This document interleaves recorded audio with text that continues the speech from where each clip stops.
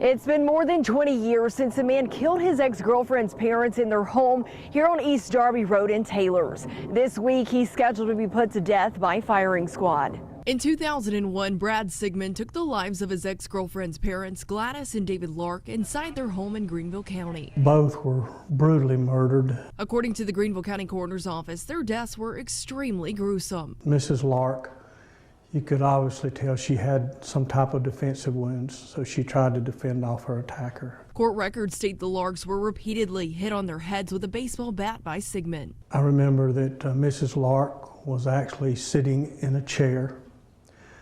Mr. Lark, he was on the floor, and both had multiple blunt force injuries that we could see immediately. Greenville County Coroner Mike Ellis says at the time it wasn't obvious what object had been used to kill the Larks until the bat was found in the home. We did find a blunt object. It appeared to look like some type of bat with multiple blood and hair on the weapon at the scene. According to court records, when Sigmon's ex-girlfriend Rebecca Barber arrived at the home, Sigmon then forced her into a car. We're told Barber jumped out of the moving car. Sigmon got out, chased her, and fired a gun at her several times. Barber was injured but survived. According to court records, Sigmon went to Tennessee where he was captured 10 days later.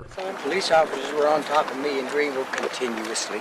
Those records also revealed Sigmon had been smoking crack cocaine and drinking alcohol the evening before the killings. A South Carolina jury found Sigmon guilty of 2 counts of murder in 2002. He was sentenced to death for the murders. Sigmon's attorneys filed for clemency with Governor Henry McMaster, hoping instead of death, his sentence can be changed to life in prison without parole. When asked last week if he would grant Sigmon clemency, this was McMaster's response. I have great confidence in our legal system, our system of justice in the country, and especially in South Carolina, and the law.